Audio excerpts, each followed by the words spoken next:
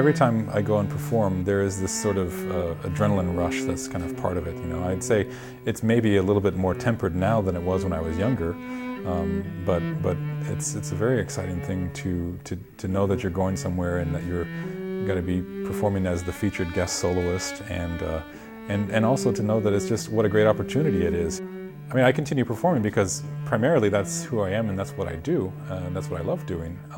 But I'd say when you are at a home base institution like UWO, it's important that you continue to sort of work on your own personal professional development, that you're also, in a sense, waving the flag for the institution as well. And beyond that, of course, when you are a teacher at an institution, then to be able to draw from those experiences and bring those back to your students as well, so that they can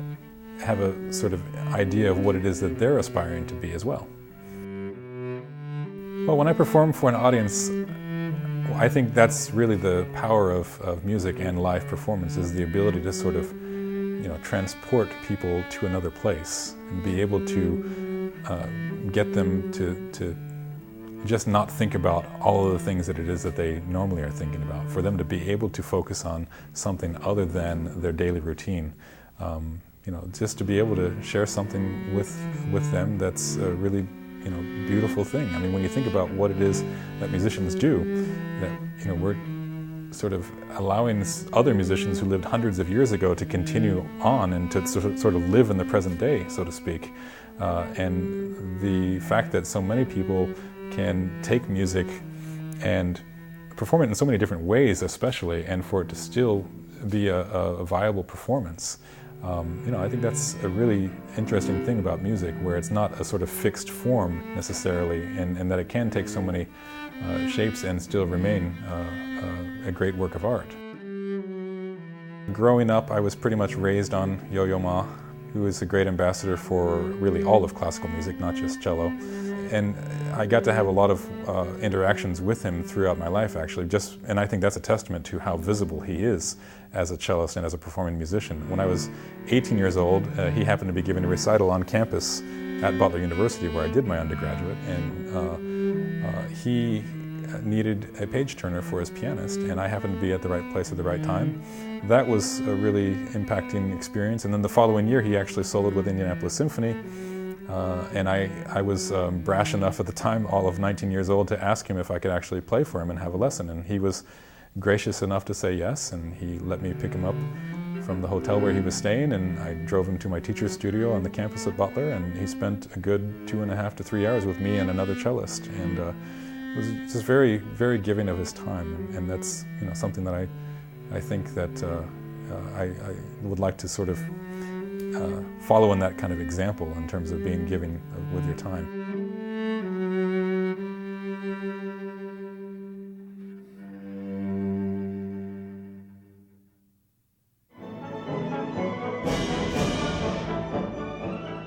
The UWO Symphony Orchestra actually is, I'd say, approximately 50% music majors, and then the other 50% are non-music majors. And I think it's great that we're able to provide them with that opportunity to be able to continue to play their instruments and to be able to continue to have musical experiences. It's a great outlet, I think, for students who just want to be able to go and do something different than what they're doing the rest of the time in the classroom or in the lab. To be able to go somewhere else where you just sort of feel like you're able to just have a sort of expressive outlet, especially. I think it's great, but I mean, of course, that's what that's supposed to be for everybody in the orchestra, not just the non-music majors.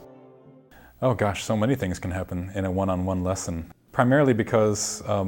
every student brings different skills to their lessons. Some students are more advanced than others, obviously. So in terms of tangible things, though, that I can give my students to work on as cello students, and most of the time, we start from the very beginning in terms of technique, and I like to remind them that actually when I went to go do my master's degree with Janos Starker, that's when he told me, before he accepted me into his studio, he said, you're going to be miserable for the first 6 months of studying with me. And I said, why is that? And he said, because we're going to go back to some basics. And I thought about it for a few seconds, and I said to him, well, I'd rather be miserable now than be miserable for the rest of my life. And so apparently that was the right answer, because then he scheduled me for a lesson, and I was from that point after in his studio.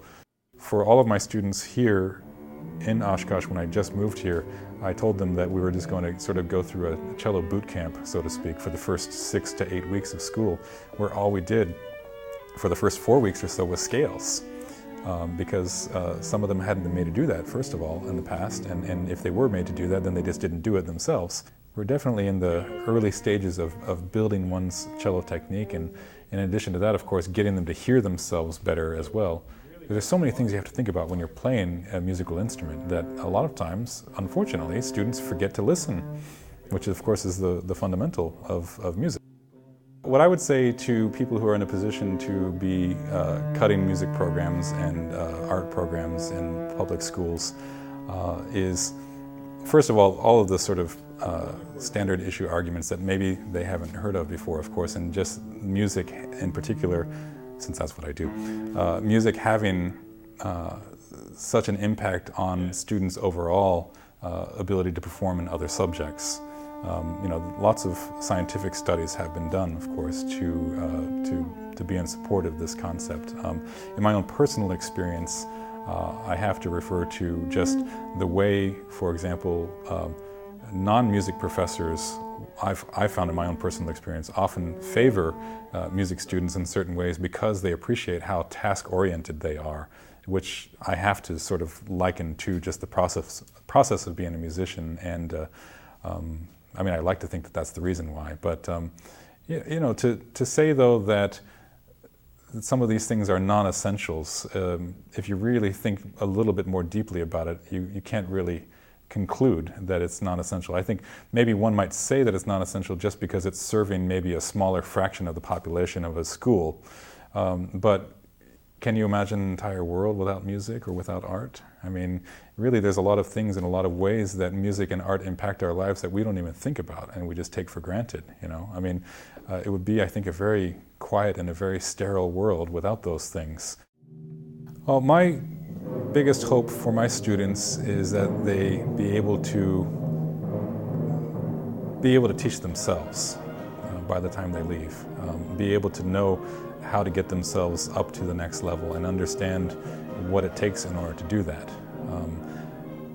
I think it might have been even during my interview when I was here last February that I remember talking to a lot of my colleagues about how it seems that because the generation that's currently in college have so many things available to them at their fingertips, and that things that they can access so quickly and so easily, I think in a lot of ways it's possible that it has developed a certain level of impatience and therefore an inability to commit to something such as a refined skill as playing a musical instrument that requires such long-term commitment and long-term patience and tenacity, and just the understanding that this is a process that takes place over many, many years. Really an unending process, actually. So for them to be able to just understand that it requires a different mindset, a different level of patience, and the understanding that only through regular hard work and a consistent practice and consistent adherence to the highest possible musical standards will they ever really make any kind of noticeable improvement